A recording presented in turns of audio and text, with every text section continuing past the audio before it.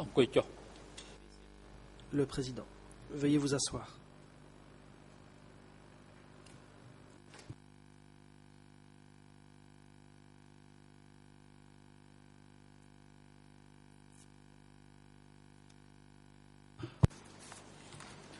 Ông ជំនុំជម្រះប្រកាសបន្តការដំណើរការនីតិវិធីសកម្មភាពនៅថ្ងៃនេះអង្គជំរះនឹងបន្ត L'audience est ouverte.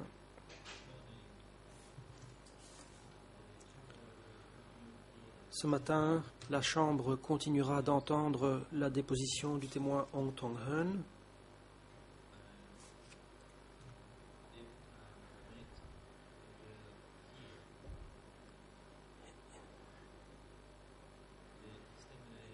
Et s'il y a du temps pour ce faire, la Chambre entendra la déposition du témoin Sung Si-keun.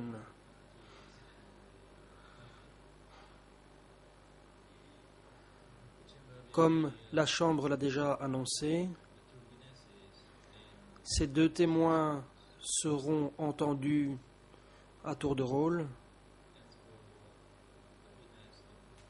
Concernant le témoin Ong Tong-heun, il sera entendu ce matin. Il sera interrogé par les parties. Comme ce témoin ne peut pas modifier son billet d'avion, la Chambre a décidé de l'entendre aujourd'hui avant d'entendre l'autre témoin. Je prie le greffe de bien vouloir faire rapport sur la présence des parties à l'audience. La greffière.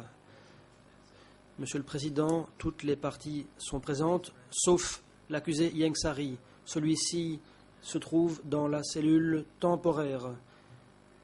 Il a renoncé à son droit d'être physiquement dans le prétoire. Il a remis par le biais de son avocat un document de renonciation qui a été remis au greffe. Quant aux témoins Ong Tong-heun et Sung Si-keun, tous deux sont présents. Ils sont dans la salle d'attente. Merci. Le Président. Merci. Une demande a été déposée par l'accusé Ieng Sary. Cette demande est datée du 14 août 2012 et a été remise à la Chambre par le biais de son avocat. L'accusé renonce à son droit d'être présent physiquement à l'audience. Il demande l'autorisation de suivre les débats à distance toute la journée.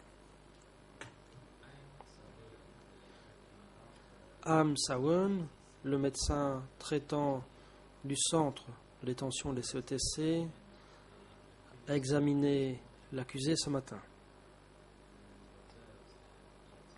Il a constaté que Ieng Sary était fatigué, qu'il devait souvent aller aux toilettes, qu'il avait mal au dos.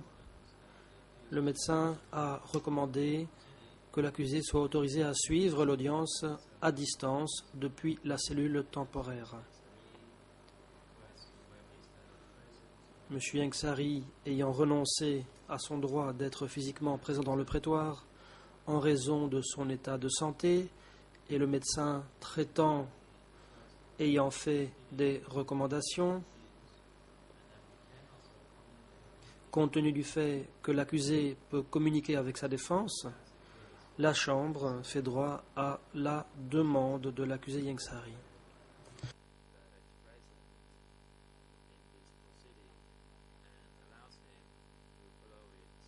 L'accusé Ieng Sary pourra donc assister à l'audience depuis la cellule temporaire pour toute la journée.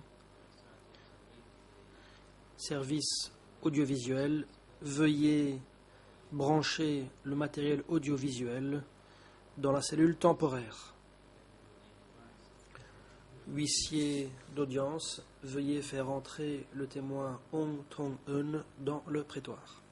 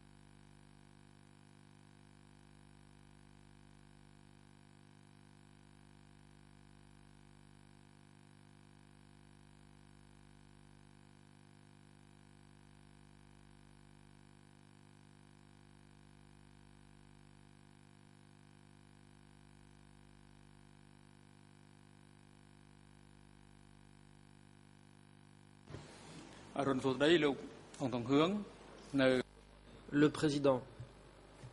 Bonjour, Monsieur Ong Tong-eun.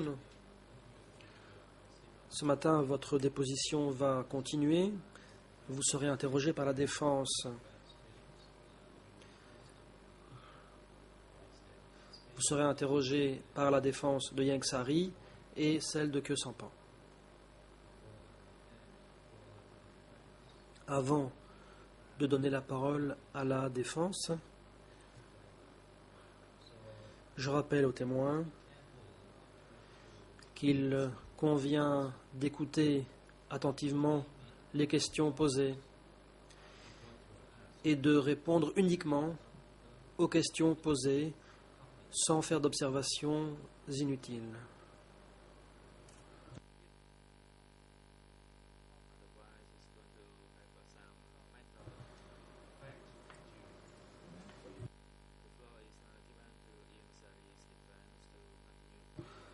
La parole est à la défense de Ieng Sary. Good morning, Mr. President. La défense.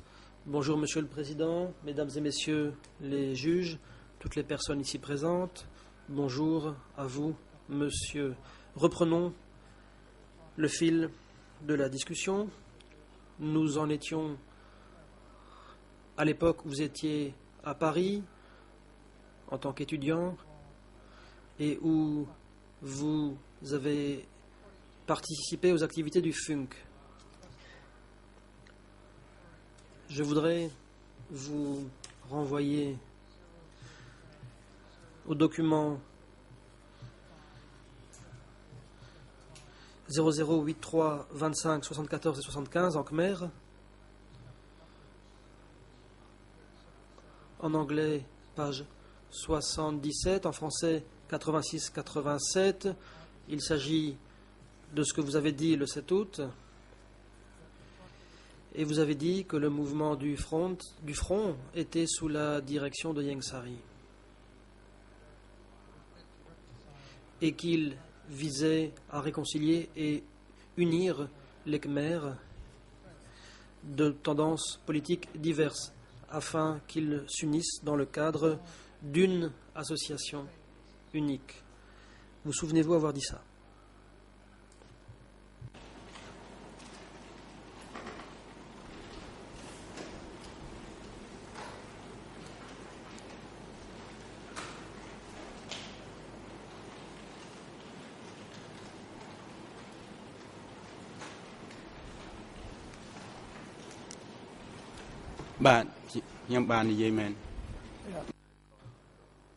Le témoin. Oui, je m'en souviens. Question. Durant votre déposition, vous avez parlé à plusieurs reprises des 5 points qui avaient été énoncés. Et vous nous avez donné l'impression, à certains d'entre nous, que vous aviez été motivé à rejoindre le FUNC à cause de Sihanouk, plutôt qu'à cause de Ieng Sary ou d'autres.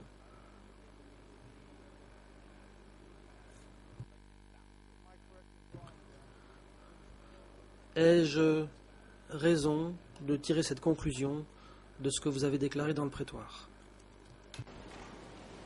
I'm referring to your... Ici, je parle de ce que vous avez dit de façon générale. Vous n'allez pas retrouver la réponse à cette page.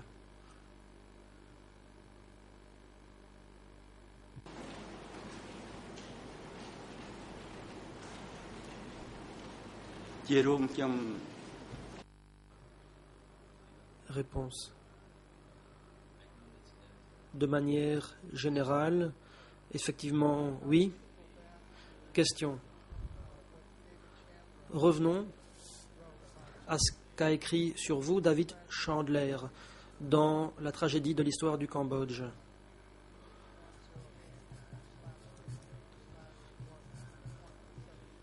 C'est le document D108-50-1.75. Il n'a pas été traduit. Je vous donne les ERN anglais. 00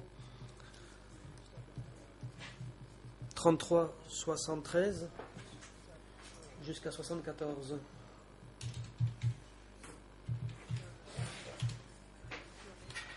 Il y a une partie qui porte votre nom. Puis-je considérer qu'à un moment, vous avez rencontré M. Chandler et qu'à la suite de cette rencontre, il a écrit certaines choses sur vous dans son livre? Est-il raisonnable de poser cette hypothèse?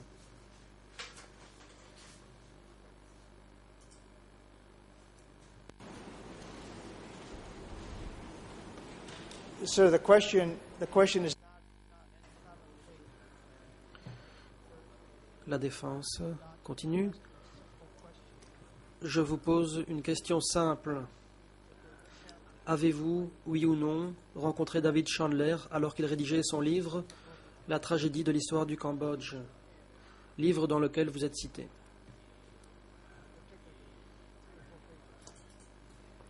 En particulier sur 3 ou 4 pages.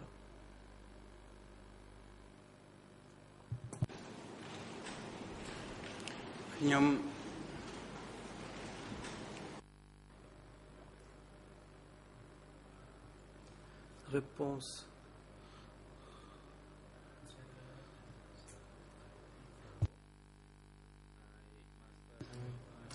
J'ai rencontré Chandler ainsi que d'autres.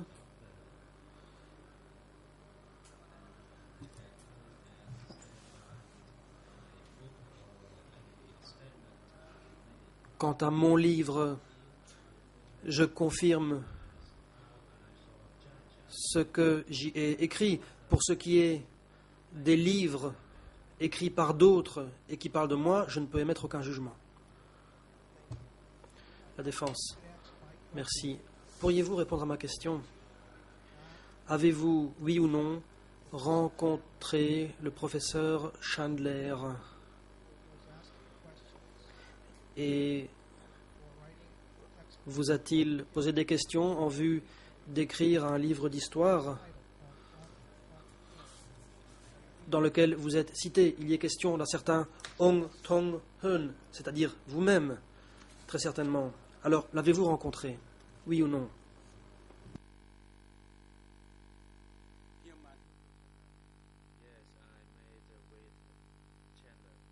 Réponse. Oui, j'ai rencontré Chandler. having met with Chandler, Question. Vous avez rencontré Chandler, vous avez été interrogé par lui, vous êtes cité dans son livre. Avez-vous, à tout hasard, acheté le livre ou lu le livre pour savoir ce que David Chandler avait écrit à votre propos?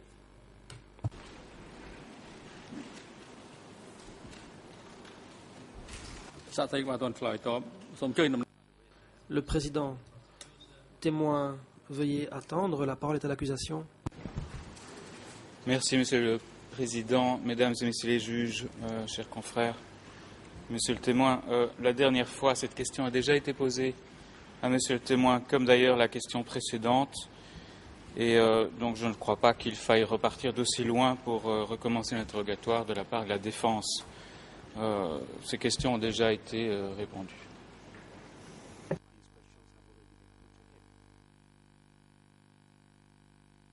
Mr. President, I'm about to. La défense. Je suis sur le point de lui montrer ce qui figure dans le livre de M. Chandler.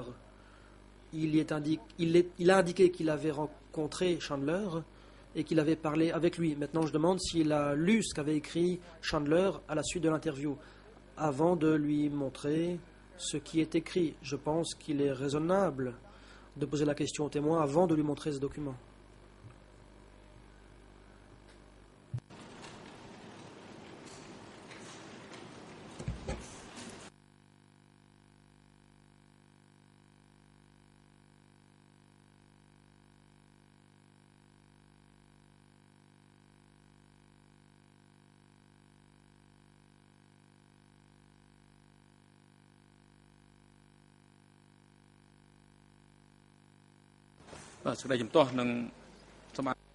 Le président.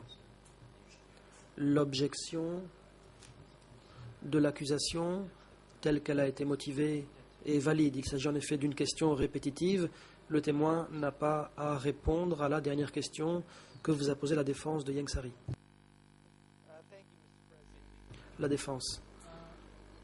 Merci. Je vous renvoie au document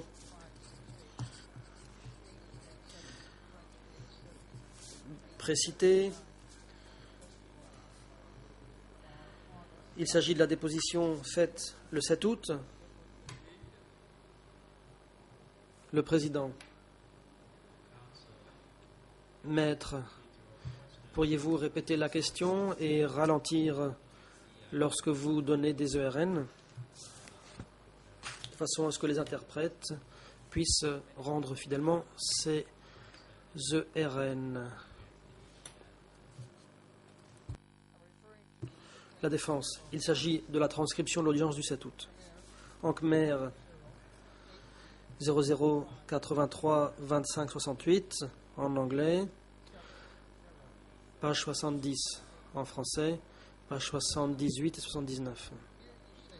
Ici, vous dites « Je l'ai appris en faisant mes recherches pour mon livre ». Voyons voir. Avez-vous fait des recherches pour écrire votre livre? Et si oui, ce faisant, avez-vous consulté ce qu'avait écrit Chandler en général?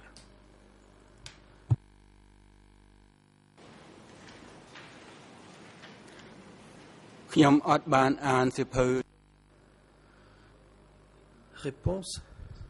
Je n'ai pas lu le livre de Chandler. La Défense. Très bien. Toutefois, dans son livre, Chandler parle de vous. Ici, je vous renvoie à la page qui devrait être à l'écran, 00193373. Il y est dit ce qui suit. Ong Tong-heung, né en 1945, avait reçu une bourse publique pour faire des études post-universitaires en France à l'âge de 20 ans. Il a vécu à Paris durant les 11 années qui ont suivi et il a été attiré dans les cercles politiques de gauche après le soulèvement des étudiants de mai 68, ainsi qu'après le coup d'État intervenu au Cambodge 2 ans plus tard. Hung était un adepte enthousiaste du funk.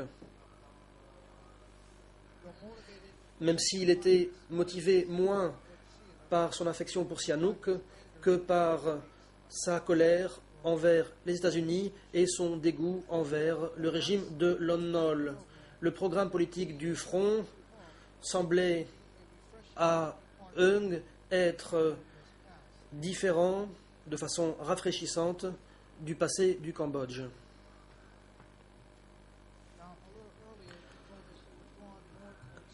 Un peu plus tôt, vous aviez dit que vous étiez plutôt attiré par Sihanouk. Or, ici, il est dit que vous n'aviez guère d'affection pour lui, mais que vous étiez davantage attaché au programme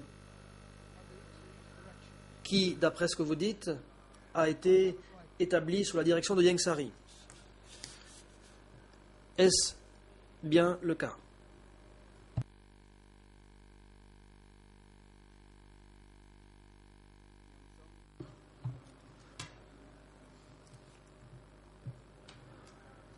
Réponse.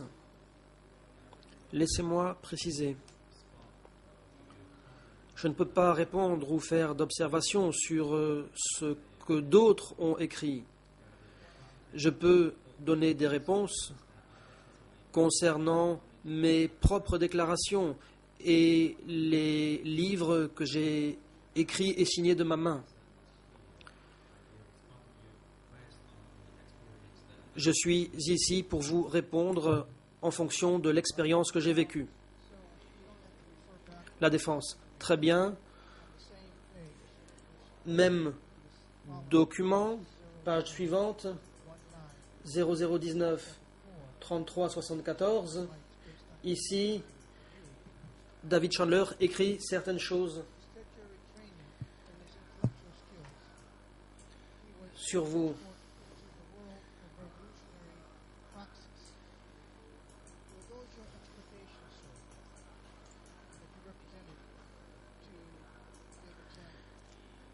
S'attendant à utiliser sa formation post-universitaire et ses compétences intellectuelles, il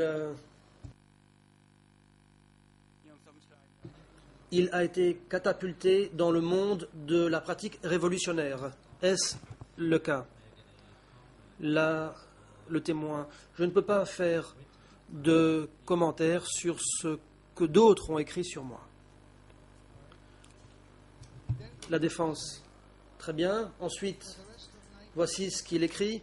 Durant le reste de l'année 76, Hung a travaillé à Phnom Penh dans une usine à fabriquer des pompes électriques ainsi que dans une coopérative agricole à Tak Mau en bordure de la ville. Est-ce exact, monsieur?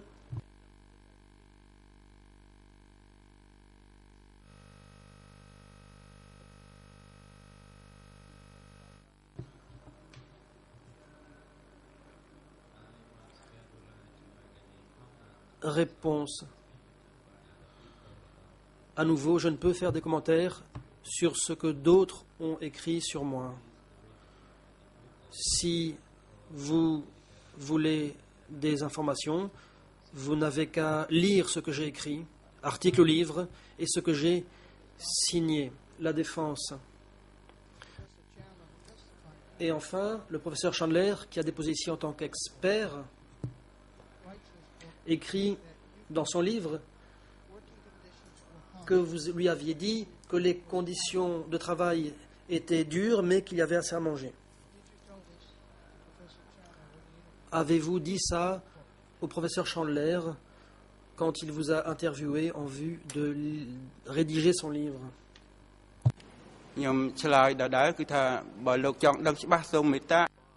Réponse. Je répète ce que j'ai dit. Si vous voulez savoir, lisez mon livre.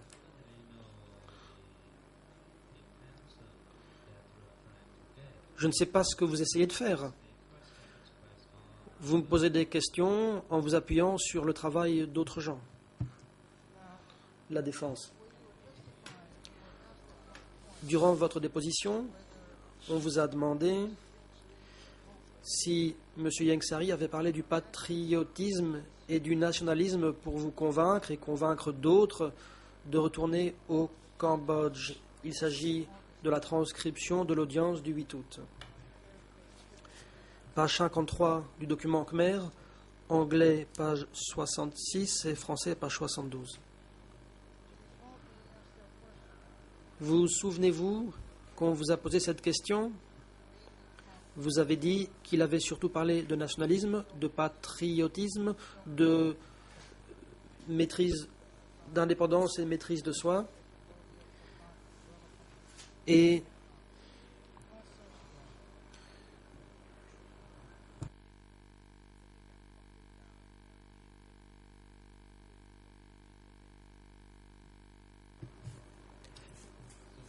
que le Cambodge n'était pas une filiale du Vietnam. Réponse.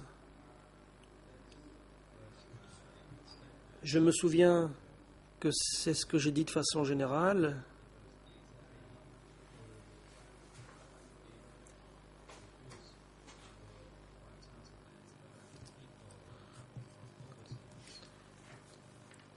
C'est Yengsari qui a présenté les 1700 personnes rentrées de l'étranger.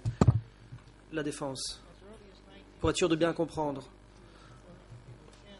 Dès 68, d'après votre interview avec Chandler, vous avez été associé à un mouvement de gauche. Et la semaine passée, vous avez dit qu'après le coup d'État de Lon Nol en 70, c'était pour ça que vous étiez rallié. Et donc Yengsari n'avait rien à voir avec ça.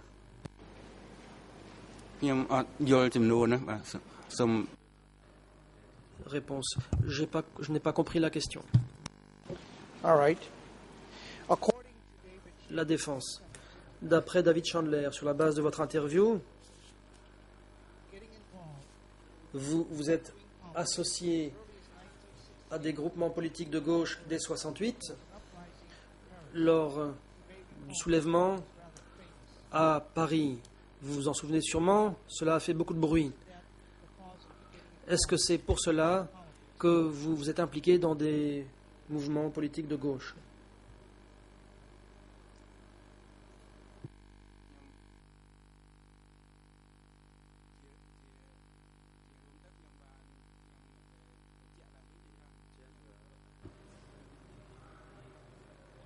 Réponse. Comme je l'ai dit, je n'ai pas l'intention de répondre à des questions portant sur ce que d'autres ont écrit sur moi. Tous ces gens ont bien sûr d'écrire des choses sur moi, mais moi, je ne peux que confirmer ce que j'ai écrit moi-même.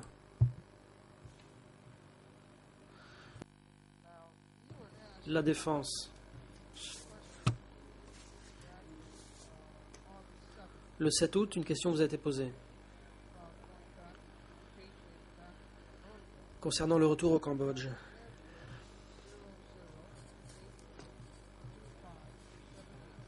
À la page 00 83 25 78 en Khmer, en anglais page 82, en français page 91, vous dites qu'avec le recul, le sentiment de beaucoup de Cambodgiens, dont moi, c'était que nous ne voulions pas rester dans un pays étranger. Nous voulions rentrer et mourir au pays natal. Ensuite, vous dites que vous n'avez jamais voulu vivre pour le restant de vos jours dans un pays étranger. Parlons-en. Vous êtes parti en France après avoir reçu une bourse, n'est-ce pas?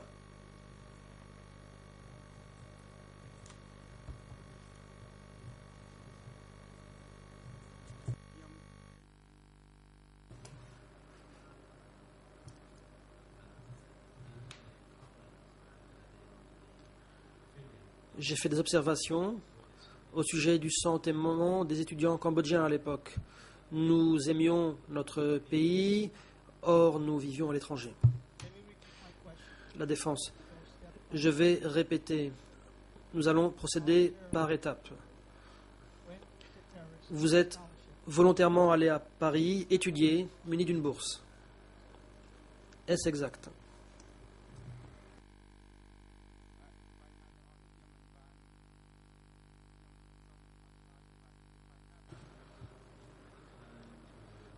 Le témoin. Je ne répondrai pas à cette question car elle n'a rien à voir avec la déposition que j'ai faite ici. La défense.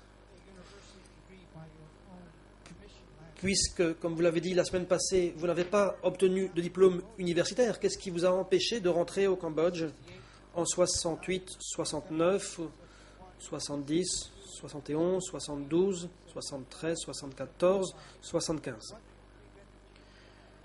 Qu'est-ce qui vous a empêché de rentrer au Cambodge?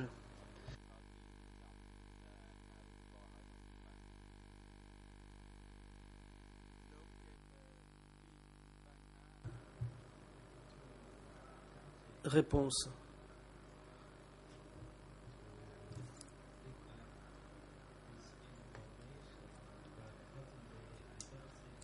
Vous essayez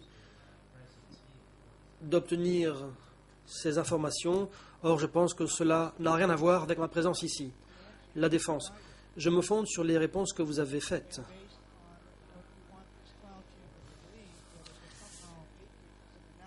Vous avez voulu faire croire à la Chambre que c'était le patriotisme et le nationalisme qui vous avaient fait rentrer, alors que, comme vous l'avez dit vous-même, vous vouliez rentrer au Cambodge. Vous ne vouliez pas mourir à l'étranger. Pendant 11 ans, rien ne vous a empêché de rentrer, puisque vous ne faisiez pas d'études comme vous étiez censé le faire. Je vous prie de répondre à la question.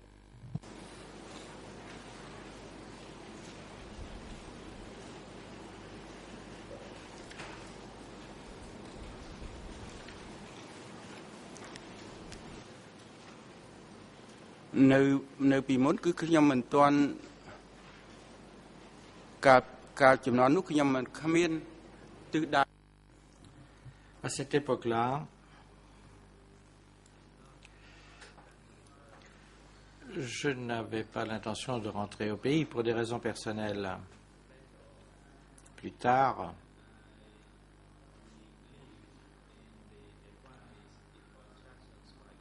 lorsque j'ai accepté ou cru au conseil donné par Ieng Sary, je suis rentré au Cambodge, de même que de nombreux autres étudiants cambodgiens.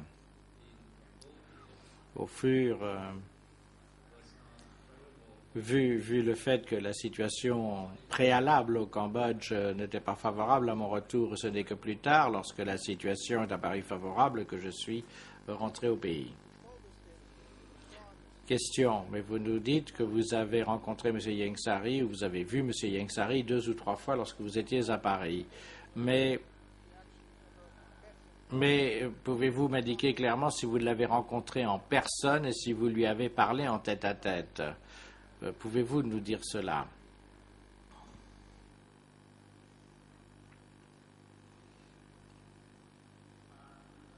Réponse. Non. Je ne l'ai jamais rencontré personnellement, mais j'ai rencontré d'autres Cambodgiens qui avaient participé à des réunions avec lui. Question. Et le prince Sihanouk, lorsqu'il était à l'étranger, nous savons qu'en une occasion au moins vous vous êtes rendu à Bucarest pour l'entendre. Avez-vous eu l'occasion d'avoir une discussion avec le prince? Ou est-ce que vous étiez simplement dans l'auditoire et est-ce que vous avez tout simplement écouté ce qu'il disait?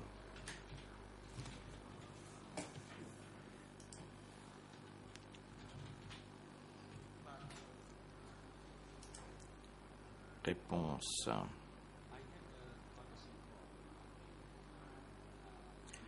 Je lui ai fait une visite de courtoisie lorsqu'il a invité d'autres expatriés cambodgiens qu'il voulait rencontrer lorsqu'il était en France. Pouvez-vous nous en parler? De quoi a parlé le prince Sihanouk lors de cette visite de courtoisie et en quelle qualité est-ce qu'il se trouvait là?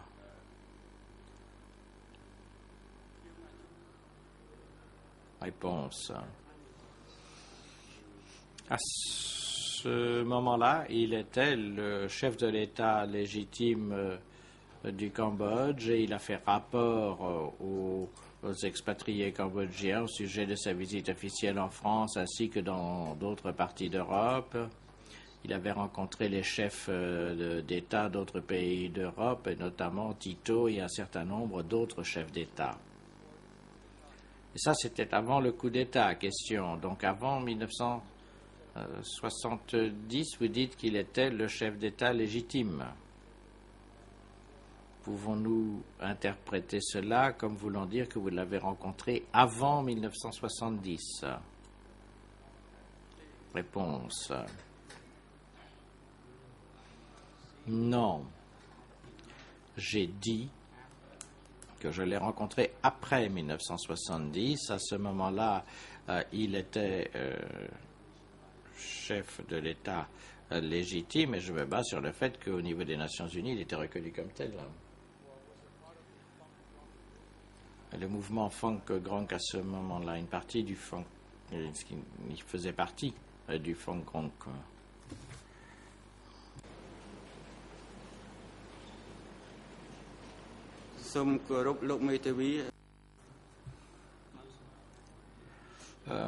Maître, j'ai déjà répondu à cette question et j'aimerais insister sur le fait que c'est lui qui était le dirigeant du FUNC et qu'il était également le chef de l'État du gouvernement royal de l'Union nationale du Kampuchéa, du Front Uni national du Kampuchéa.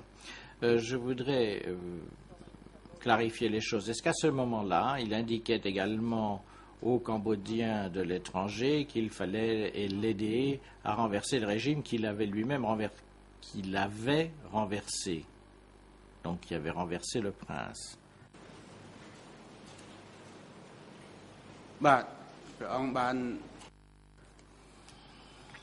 Réponse. En fait, c'est le principe qu'il avait présenté aux autres. Moi, je ne sais pas exactement quand il a mentionné cela ou qu'il a lancé cet appel. Mais il a dit qu'il fallait contribuer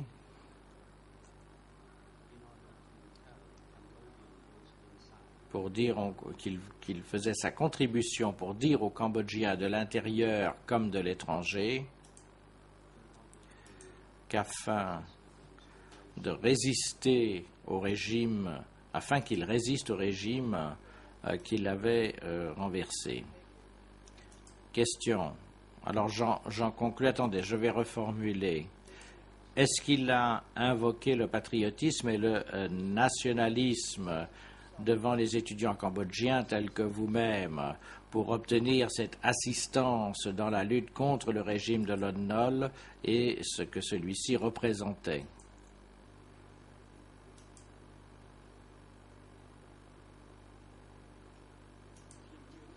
Réponse. D'après ce que j'ai compris, oui, ce fut le cas. Et il n'était pas difficile de répondre à cette question, car d'après la littérature disponible au niveau public, effectivement, il défendait cette ligne et d'autres qui étaient impliqués dans ce genre d'appel, y compris Ieng Sary, et émettaient des appels similaires. Question. Avez-vous eu l'occasion d'être présent à avoir été le témoin d'une réunion entre M. Ieng Sary et le prince Sihanouk?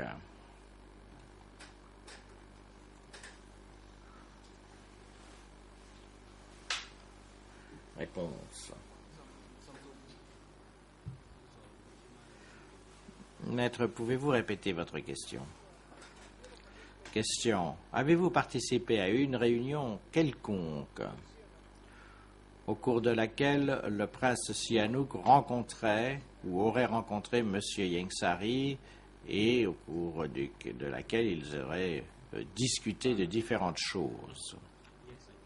Réponse. Oui, ce fut le cas. Mais lorsque j'ai participé à cette réunion avec le prince, à ce moment-là, le prince est la personne qui s'est exprimée le plus. Et lorsqu'il a rencontré Ieng Sary, je n'ai plus souvenir si Ieng Sary a fait des observations ou pas.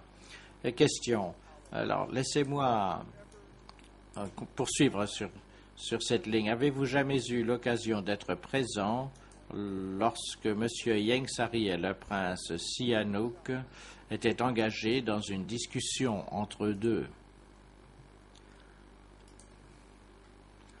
Réponse. Non. Non, je n'ai jamais été le témoin de cela.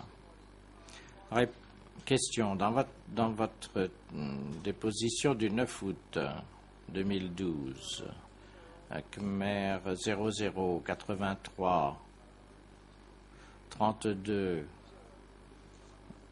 930 en anglais, page 14, français, page 15. On vous pose une question sur la base de ce que vous avez dit dans le passé, comme quoi Ieng Sary aurait eu une influence significative et si Norodom Sihanouk voulait faire quoi que ce soit et que Ieng Sary s'y serait opposé, alors cela ne se faisait pas. Ça, c'est dans le document E3/97. Et vous poursuivez dans votre réponse, lorsqu'on vous demande si vous le savez, vous répondez parce que M. Ieng Sary a toujours fait connaître à tous, fait entendre à tous qu'il était le représentant du peuple et du pays et que les autres dignitaires n'étaient que des individus peu raisonnables qui suivaient aveuglément. Alors, dites-moi clairement, vous venez de me dire que vous n'avez jamais eu tête-à-tête avec M. Ieng Sary. Est-ce votre témoignage aujourd'hui que M. Ieng Sary a dit ces choses-là en votre présence?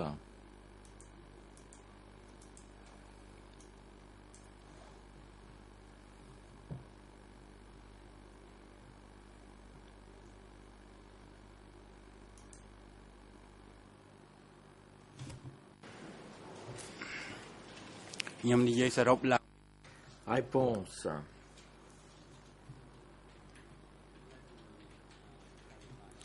Laissez-moi préciser cette question à nouveau.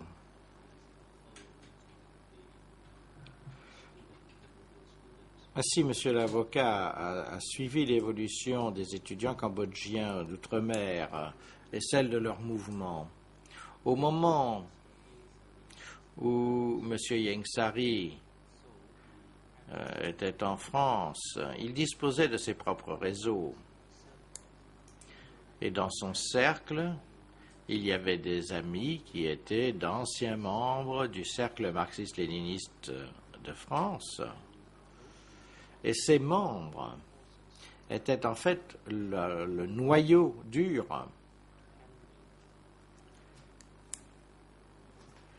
qui gérait les relations avec les Cambodgiens de l'étranger. Et mon observation personnelle était que c'était également ce qu'avaient pu constater d'autres observateurs et commentateurs qui avaient suivi les étudiants cambodgiens à l'étranger et leurs mouvements. Alors, question. Maintenant, si vous pouviez répondre à ma question. Vous souvenez-vous de ce qu'était de la question que j'avais posée?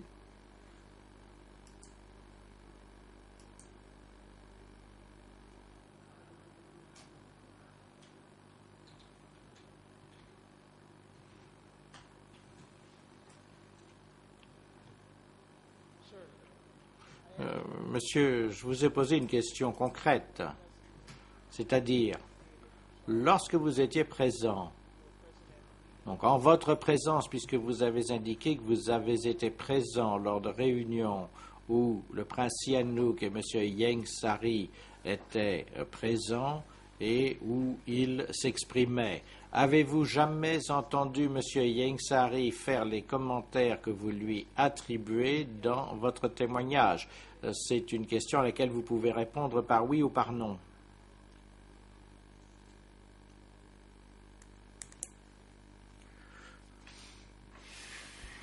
Réponse. Le président. Monsieur le témoin, je donne la parole au procureur. Veuillez attendre, monsieur le témoin.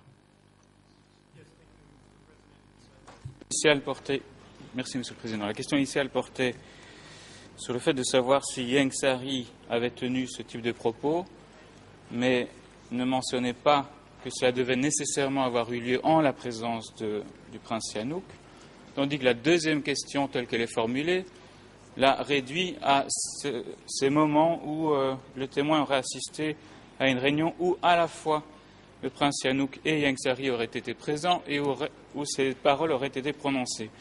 Alors il me semble que cela réduit largement la portée de la question, et demander alors au témoin de répondre par oui ou par non me semble un peu réducteur, alors qu'il pourrait très bien avoir entendu ce type de propos lors d'une réunion avec Ieng Sary sans que le prince Sihanouk soit présent. Donc je voudrais simplement que la question soit reposée de manière un peu plus large.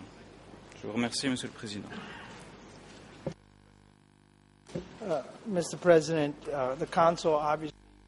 Monsieur le président, le procureur a soit bénéficié d'une interprétation défaillante ou a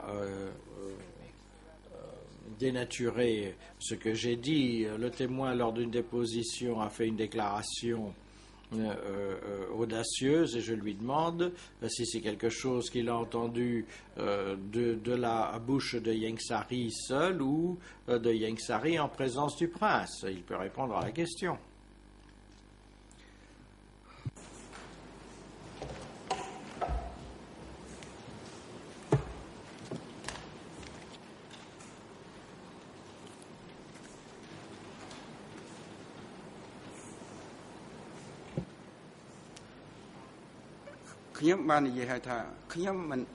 Réponse.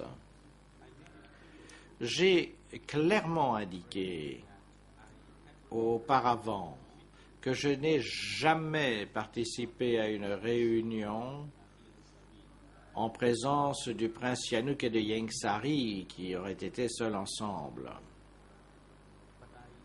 Mais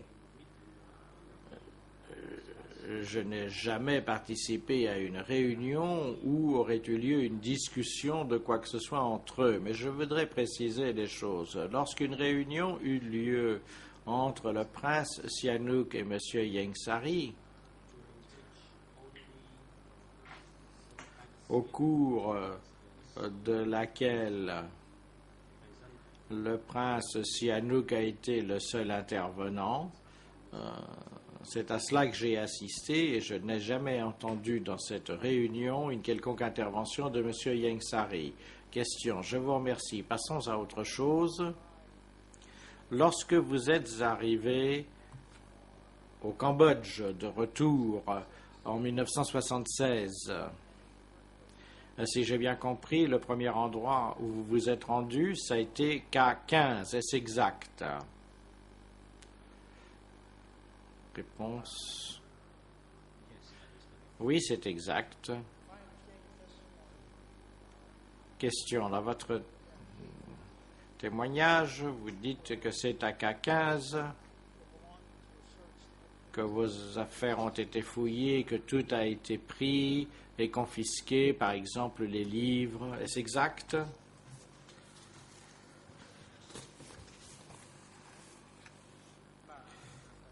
Réponse, oui, c'est exact. Est-ce qu'ils ont confisqué les livres? Est-ce qu'ils ont aussi confisqué les crayons, stylos, bloc-notes?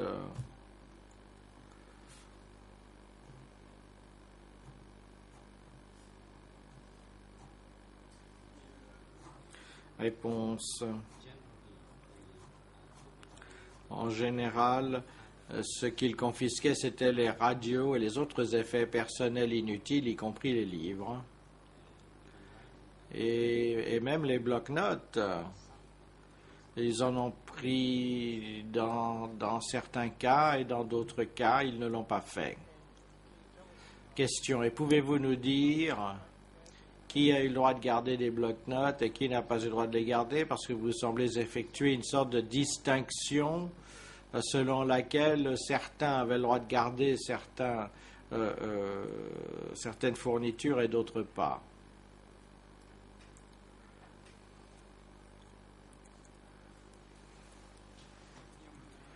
Réponse. Je n'ai pas fait attention à cela, mais lorsque nous sommes arrivés au camp, ils ont fouillé nos bagages et ils ont confisqué des effets personnels. Moi, je ne connaissais pas les motifs de la confiscation de ces effets, mais c'était à eux de décider ce qu'ils confisquaient. Nous n'avons reçu aucune information ni aucune justification à cet égard. Question. À ce moment-là, saviez-vous qui avait la charge de K15, de cette institution, de cet établissement? Le témoin. Lorsque je suis arrivé pour la première fois dans cet endroit, je ne savais pas qui avait la responsabilité de cet établissement. Ce n'est que plus tard que j'ai su que la personne responsable était Poum. La personne responsable, question, mais pour qui travaillait Poum? Qui était le supérieur hiérarchique de Poum? Réponse.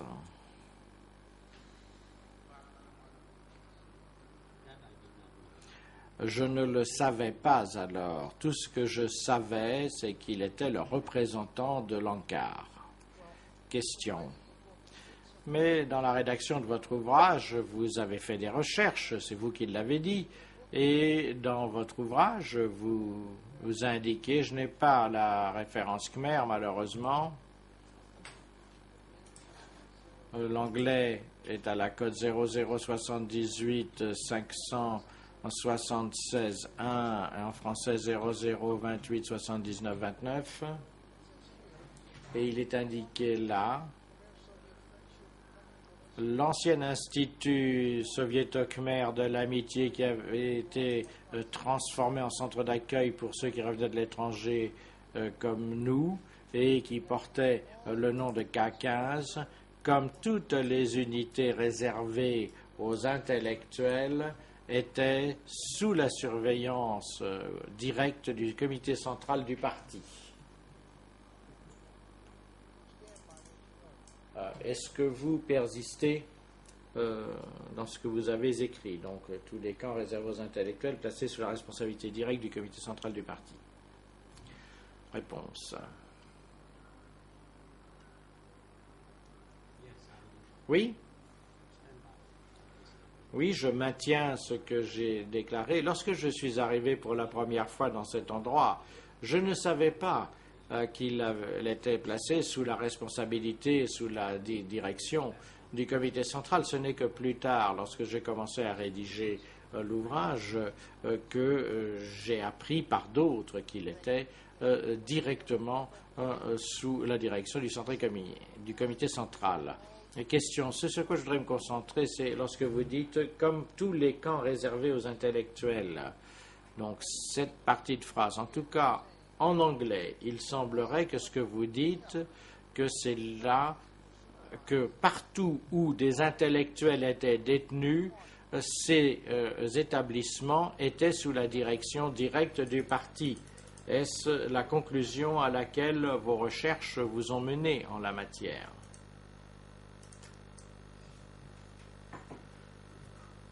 Réponse.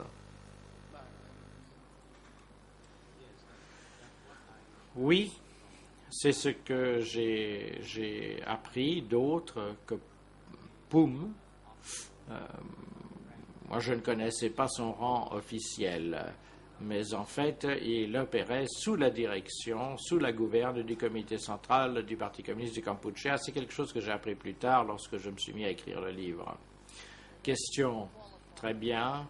Et puis, vous nous fournissez une définition de qui entre dans la catégorie des intellectuels. Et donc, ce sont les étudiants, les gens qui exercent des professions libérales, les ingénieurs, les fonctionnaires et l'élite de l'Ancien Régime. Et c'est également à cette conclusion que vous ont porté les recherches que vous avez effectuées. C'est exact? Réponse. Oui. Question. Si j'ai bien compris ce que vous nous dites, après K15, vous êtes allé à Bangtrabek, c'est exact? Ou est-ce que vous êtes allé ailleurs entre-temps?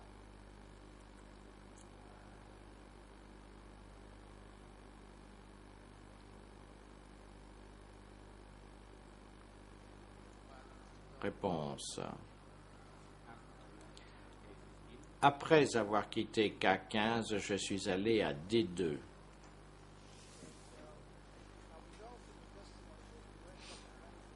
Et on sait, d'après vos témoignages, que vous vous êtes retrouvé à Bangtrabek en 1978, aux alentours d'octobre ou novembre. Ce que vous dites les derniers mois avant la chute de Phnom Penh, suite à l'avance vietnamienne. Alors, si vous y êtes allé avant, pouvez-vous nous dire quand, pendant quelle période ou quelle année?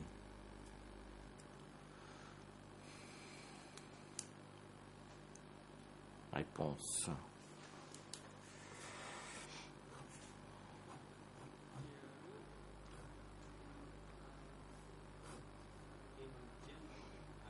En général, je suis allé à Bangtrabek 2 fois. La première fois,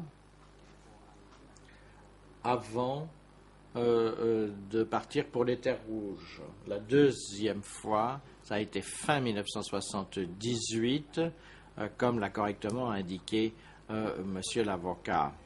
Question, et la première fois que vous êtes allé là-bas, ça c'était en 1976, est-ce exact?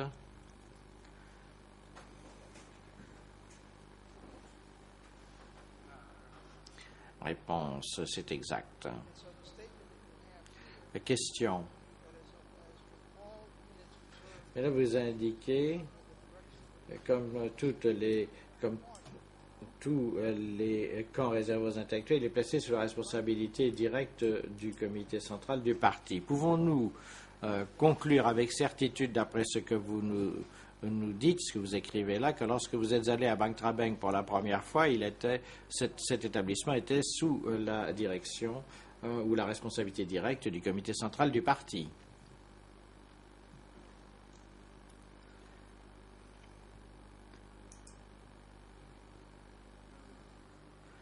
Réponse.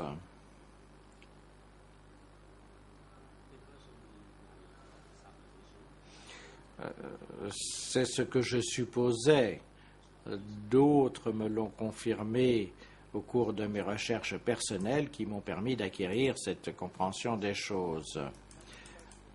Question, dès que vous dites je suppose, je suis obligé d'exercer une pression. Je ne vous demande pas de supposer ou de présenter une hypothèse, mais de vérifier et de maintenir au pas ce que vous avez écrit, car je ne vois aucune supposition dans ce que vous écrivez dans votre livre. Alors tâchez d'être concret, s'il vous plaît.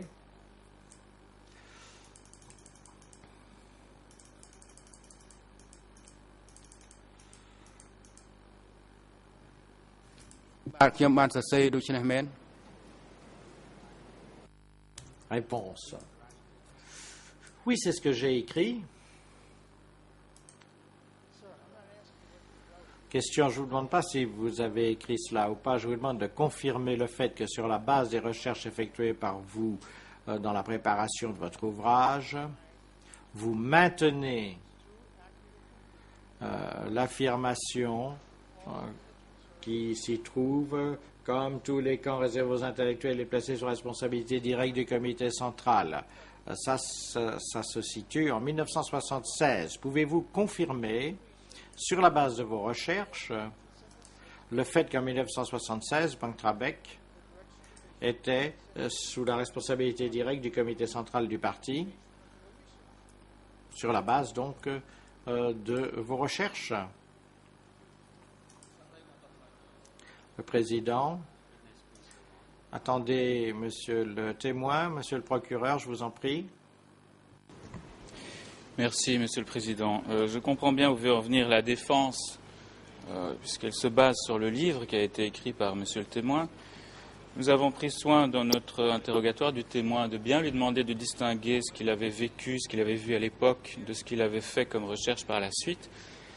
Et nous n'avons pas posé ce type de questions. Ce qui nous ennuie, monsieur le président, c'est qu'on cherche à demander au témoin de se placer dans les chaussures d'un expert, et il ne témoigne pas ici en tant qu'expert, mais en tant que témoin. Donc ce serait mon objection à ce type de questions. I may briefly respond. Si vous le permettez, j'aimerais répondre brièvement. Lorsque l'accusation s'est exprimée, elle a fait référence au livre, ça n'a posé aucun problème. Aujourd'hui, je pousse un peu le témoin et on me dit que je ne peux poser des questions que sur ce qu'il a écrit. Je lui pose des questions sur ce qu'il a écrit. Il n'y a pas de réserve dans ce qu'il a écrit. Il a indiqué qu'il a effectué des recherches et je lui demande de confirmer. C'est une question importante. Alors, il peut nous dire que ce qu'il a écrit était faux, je suis prêt à l'accepter. Il peut dire qu'il ne maintient pas à 100% ce qu'il a écrit parce qu'il n'en est pas totalement certain, parce qu'il a pu apprendre quelque chose ultérieurement. Ou il peut nous dire qu'il ne faisait qu'une hypothèse lorsqu'il a écrit, ou il peut nous dire qu'il maintient ce qu'il a écrit. Donc, il a un univers de choix.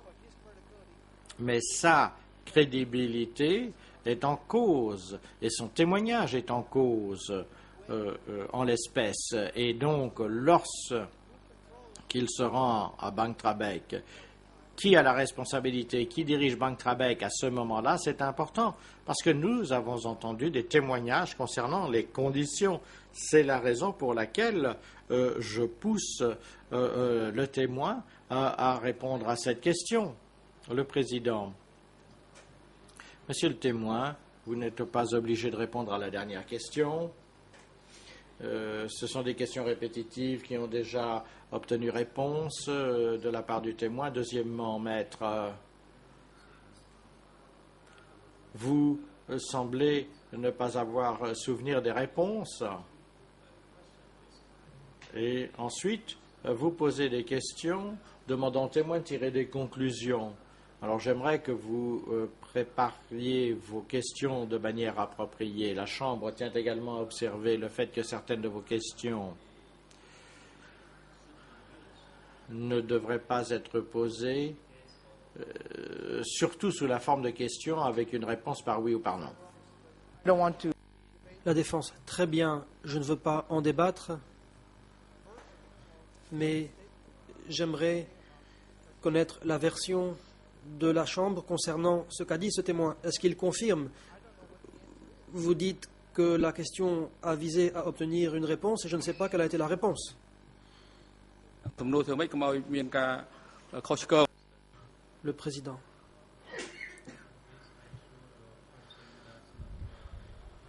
Veuillez poser des questions qui ne soient pas de nature à demander au témoin de tirer ses propres conclusions.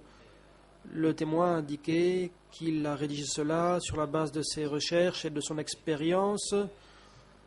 Vous dites que ces réponses représentaient une conclusion, mais en fait, votre deuxième question visait à obtenir de lui des conclusions personnelles.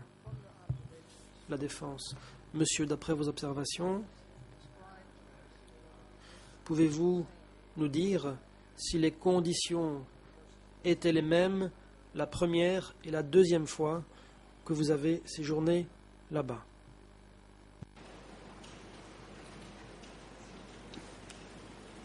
ខ្ញុំអាចបញ្ជាក់ជូនលោកមេធាវីជាទីគោរពបានថា Réponse.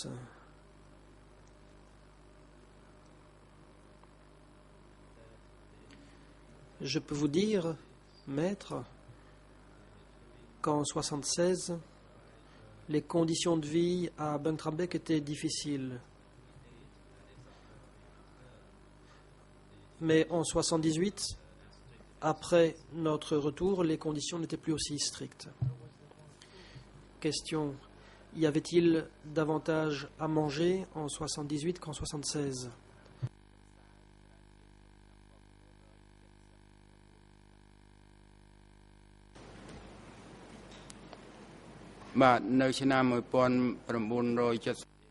Réponse. En 1978, il y avait assez à manger.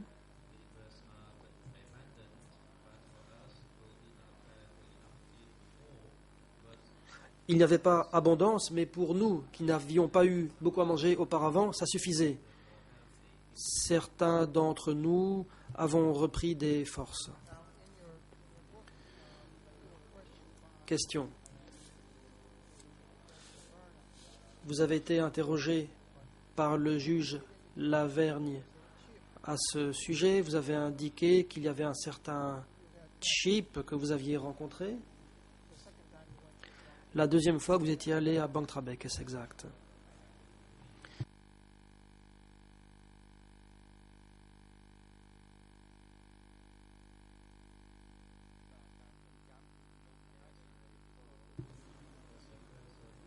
Réponse.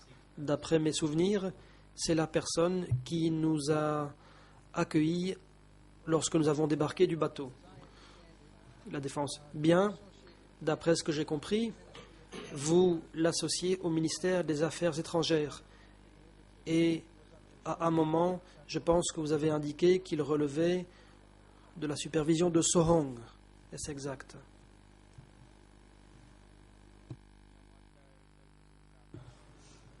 Réponse. Je ne suis jamais allé au ministère des Affaires étrangères, mais dans mon livre, j'ai écrit qu'il était venu nous accueillir lors de notre retour des Terres Rouges et qu'il nous avait emmené loger une nuit près du Wat Phnom et que le lendemain, il nous avait emmenés à Buntrabek. Question. Peut-être quelque chose s'est-il perdu dans la traduction. Je n'ai jamais dit que vous étiez allé au ministère des Affaires étrangères. D'après votre compréhension des choses, est-ce que ce jeep relevait du ministère des Affaires étrangères?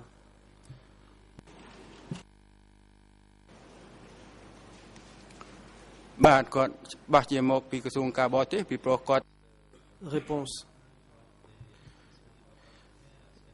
Il devait venir du ministère des Affaires étrangères, puisqu'il disait que c'est Ieng Sary qui l'avait chargé de venir nous chercher. La défense. D'après votre déposition, et je vous renvoie à la transcription du 9 août, ERN en Khmer 0083 33 58, en anglais page 50 et en français page 54. Vous dites, en réponse à une question sur cette personne, vous dites ceci: je l'ai rencontré quand j'ai vu son visage, celui-ci m'a rappelé quelque chose. Lorsque son visage est apparu dans les journaux, j'ai pensé que c'était lui. C'était un auxiliaire proche de Sohong. Voici donc ma question. Est-ce qu'à l'époque, vous avez cru comprendre qu'il était un auxiliaire proche de Sohong sur la base de vos interactions avec lui ou sur la base de ce qu'il aurait pu dire?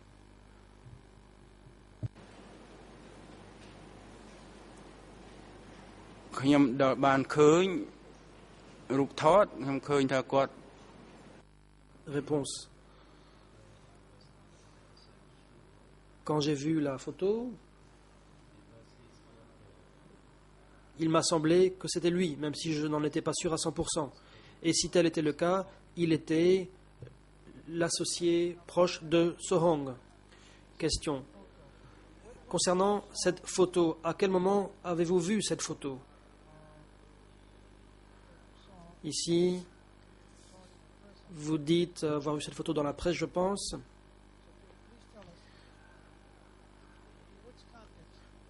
Dans quelles circonstances avez-vous vu le visage, la photo de cette personne?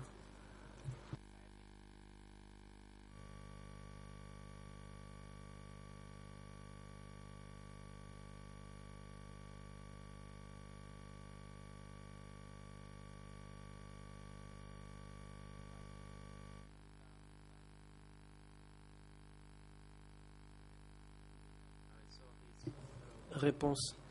J'ai vu sa photo sur l'Internet. La défense. Pourriez-vous être plus précis? Est-ce que vous suiviez le procès et dans ce contexte, vous auriez vu une photo? Est-ce que vous avez lu un article au sujet de sa déposition qu'il a faite ici sous serment? Dans quelles circonstances avez-vous vu cette photo sur Internet?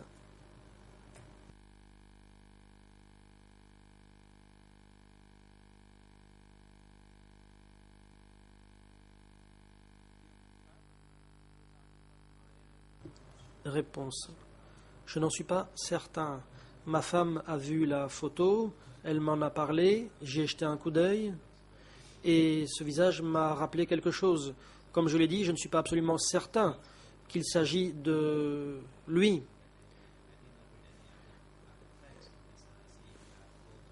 Et je n'ai pas lu de texte, j'ai juste vu la photo.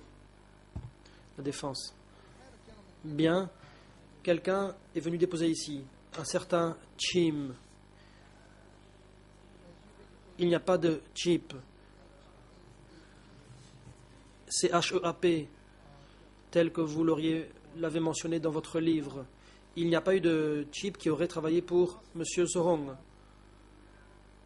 Se peut-il que vous soyez trompé de nom et qu'il s'agit en fait de Chim et non pas de chip?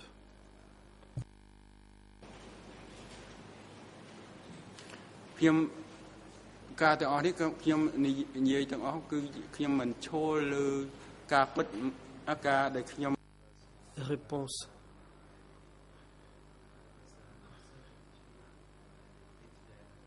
En parlant, je n'étais pas absolument certain et je le répète.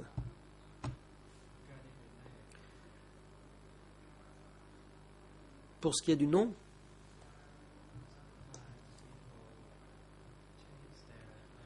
parfois, les gens changent de nom pour dissimuler leur identité.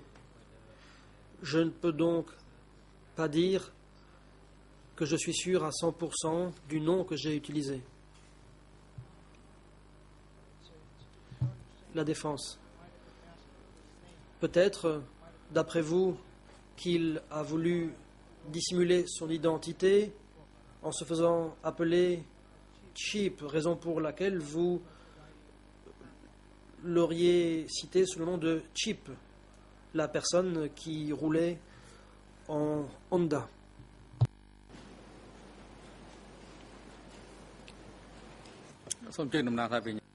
Le président. La parole est à l'accusation. Merci, Monsieur le Président. La défense invite le témoin à spéculer une fois de plus sur cette question, qui de plus était une question, si je ne me trompe pas, qui est répétitive, qui a déjà été posée par le juge à l'époque.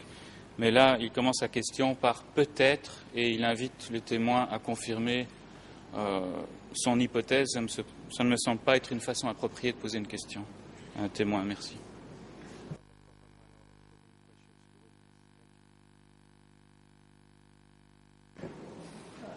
Your Honor, La défense. Cet exercice a un sens.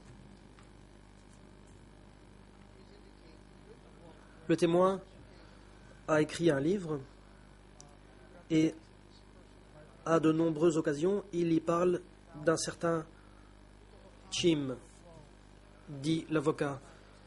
On ne trouve nulle part dans le dossier ce nom comme celui de quelqu'un relevant de Sorong du ministère des Affaires étrangères. Nous avons entendu la déposition de Sorong et celle de Chim, alias Pipon. Si je pose ces questions, ce n'est pas pour rien. Je veux m'assurer que ce n'est pas une coquille, que c'est bien ce qu'il a voulu écrire. Si maintenant il veut dire qu'il y avait peut-être un autre alias révolutionnaire, très bien. Mais à ce jour, rien n'indique que Chim se soit fait appeler Chip ou qu'un dénommé Chip ait effectivement existé. Raison pour laquelle je pousse ce témoin à donner une réponse claire.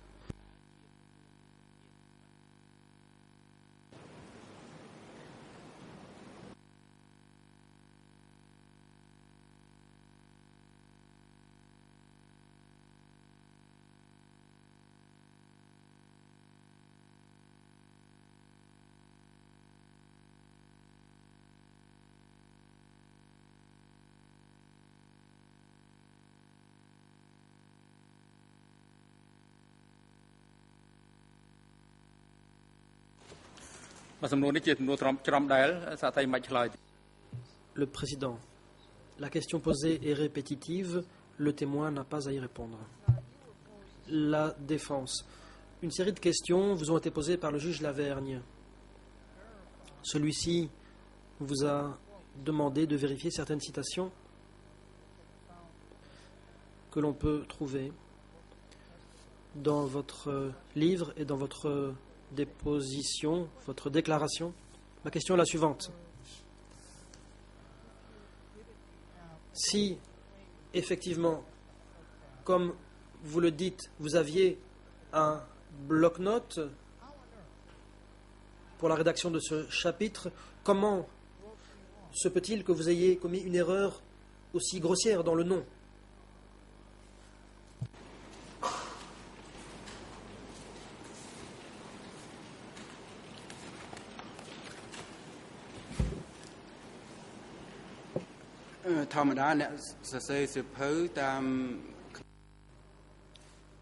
Réponse. En général,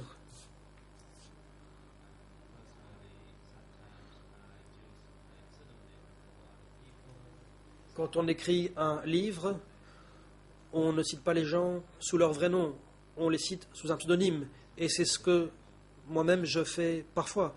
Mais pour ce qui est du cheap, je pense que c'est bien de cheap qu'il s'agit, à moins que je ne sois chim. Je n'en suis pas sûr absolument. Ce que j'ai entendu, c'était cheap, mais il se peut que j'ai mal entendu. On m'a dit qu'il y avait un dénommé Cheap qui roulait en moto et qui nous attendait. Je ne peux pas confirmer à 100% le nom. La défense. Je veux être sûr d'avoir bien compris votre réponse. est-ce que vous laissez entendre que vous n'avez rencontré qu'une fois cette personne, ce qui pourrait expliquer la raison pour laquelle vous vous soyez trompé dans le nom?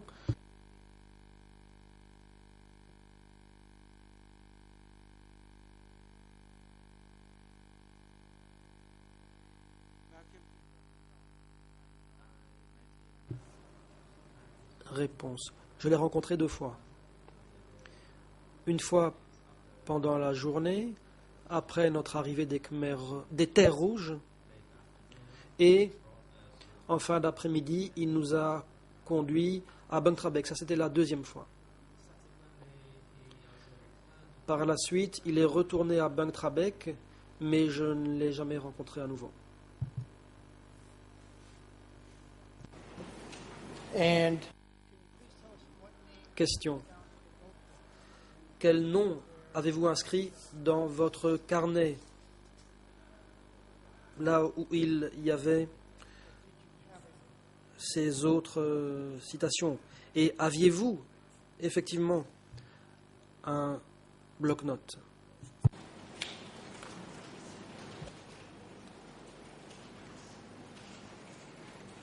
ខ្ញុំដាក់ឈ្មោះថាជាបបាទ Réponse. Le nom que j'ai inscrit, c'était Cheap. Question. Parlons de ce bloc-notes. Où se trouve-t-il? Avez-vous montré ce bloc-notes à quelqu'un, par exemple à M. Eder, que vous avez rencontré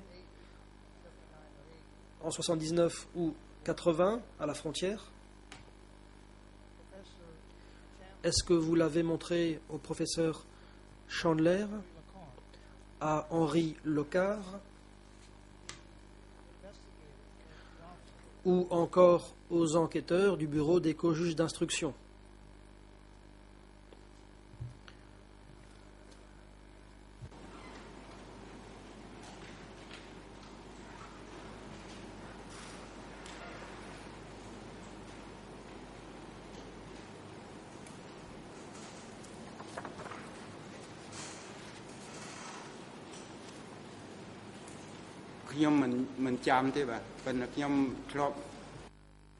Réponse.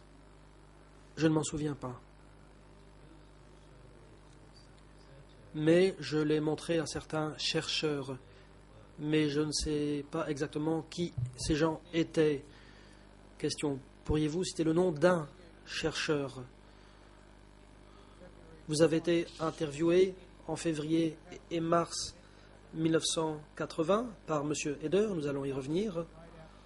C'était juste après votre départ de Phnom Penh, le 1er novembre 1979, me semble-t-il.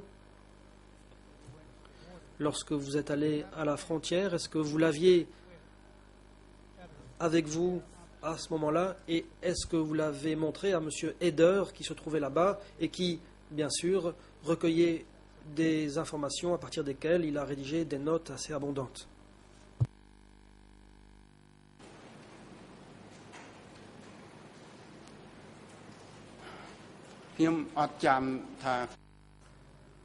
Réponse. Je ne sais plus si je le lui ai montré, si je l'ai fait.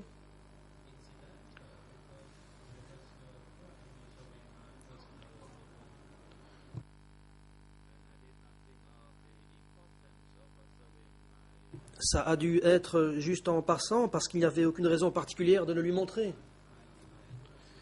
Pour moi, c'était important, mais je ne voyais pas en quoi cela pouvait intéresser d'autres gens. all right. Well, he was there. La défense. Soit, il était là-bas et il recueillait des informations sur votre expérience à Buntrabek et ailleurs. Il vous a posé des questions précises. Il parle, lit et écrit le Khmer. Aviez-vous avec vous ce bloc-notes? Vous semblez vous souvenir de certaines paroles qui ont été tenues il y a plus de 30 ans. Vous devez donc certainement vous rappeler si vous aviez sur vous ce bloc-notes. ខ្ញុំអត់ចាំទេគាត់ថាខ្ញុំចាំ Réponse. Je ne m'en souviens pas. Par contre, je me souviens bien avoir rencontré Steve Eder en Thaïlande. Question. Lors de cette rencontre, est-ce que c'est lui qui est venu vous contacter ou le contraire? Il était là en tant qu'étudiant de l'université de Cornwall, il effectuait des recherches.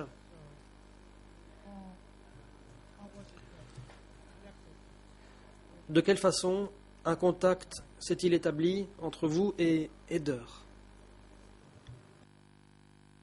ខ្ញុំអត់មានលុយទិញកប៉ាល់ហោះហើយខ្ញុំ Réponse. Je n'avais pas d'argent pour acheter un billet d'avion ou pour le rencontrer à l'université de Cornwall. J'étais dans un camp de réfugiés et il est venu me rencontrer. La défense. Je ne peux que présenter mes excuses parce que visiblement il y a eu une grosse erreur d'interprétation. Je n'ai jamais dit que vous étiez allé à Cornwall. Laissez-moi reformuler. De quelle façon l'avez-vous rencontré? Est-ce que c'est vous qui l'avez contacté ou l'inverse? Si vous vous en souvenez.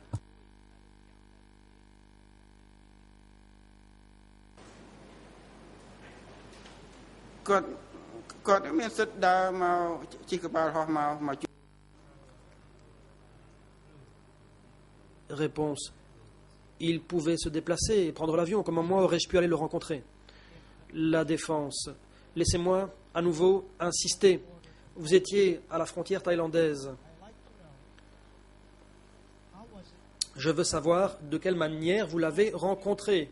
Est-ce que vous saviez qu'il y était en train de faire des recherches? Est-ce que vous l'avez contacté ou bien est-ce qu'il était à la recherche de réfugiés à interviewer? Laquelle de ces deux options? La question est simple. ហើយសំណួរសាមញ្ញខ្ញុំ Réponse. La question est simple et ma réponse aussi, c'est lui qui est venu me rencontrer. La défense. Très bien. Comment vous a-t-il trouvé? Comment était-il au courant de votre existence, si vous vous en souvenez?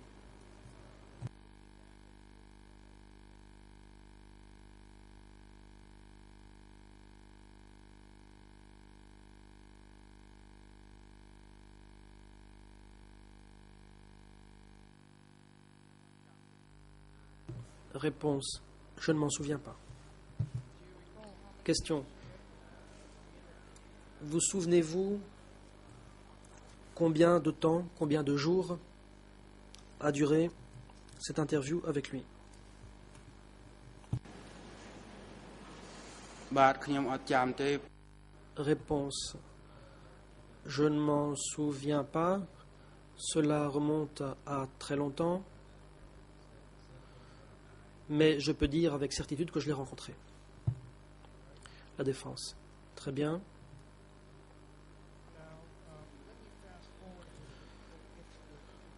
Avançons à présent dans le temps, avant d'en revenir à cette interview. Et retournons à ce que vous avez écrit dans votre livre, à la page 15. Vous dites que ce livre n'aurait pas existé si Henri Locard ne l'avait pas trouvé chez Steve Eder. Est-ce que donc vous aviez un brouillon qui était chez Steve Eder et est-ce qu'ensuite Henri Locard l'y a trouvé?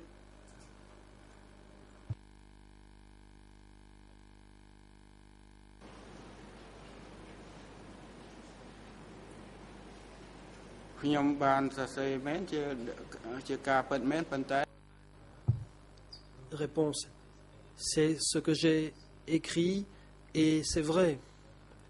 Il s'agit de remerciements. Je ne sais pas où vous voulez en venir.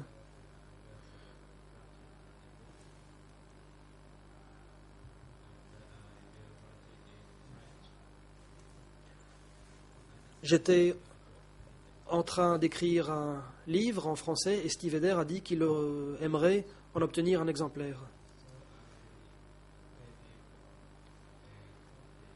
Je lui ai donc donné un exemplaire et Henri Locard est allé chez Eder à Londres et il a trouvé ce texte et il m'a encouragé à le publier.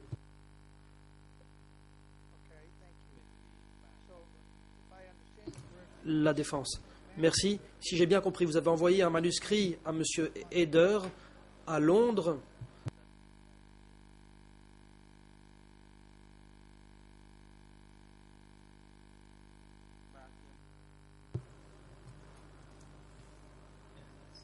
Réponse. Comme je l'ai dit, une fois le manuscrit achevé, j'en ai envoyé copie à plusieurs personnes, pas seulement à Eder, à d'autres aussi. Question. Est-ce que Steve Eder a fait des observations concernant votre livre?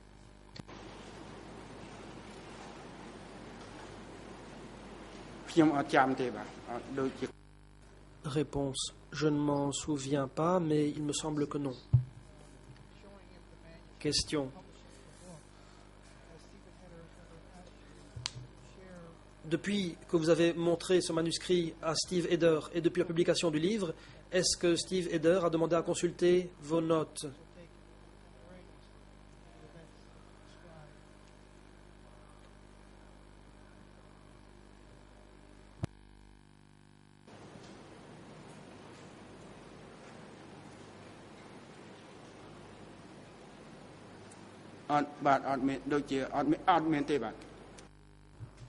Réponse.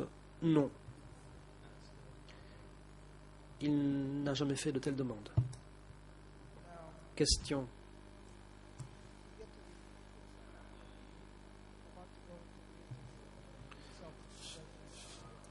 Je voudrais aborder l'interview. Cela risque de prendre un peu plus de 5 ou 10 minutes, Monsieur le Président. Je regarde l'horloge. Peut-être serait-il opportun de marquer une pause. Je m'en remets à vous.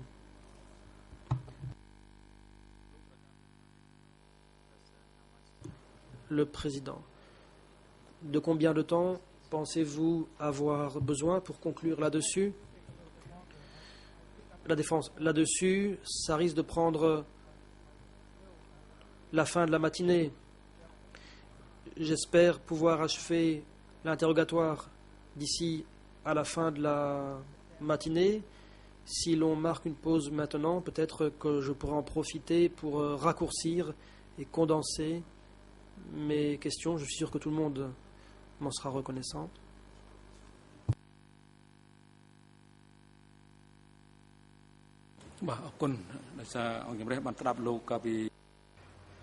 Le Président, je vous remercie.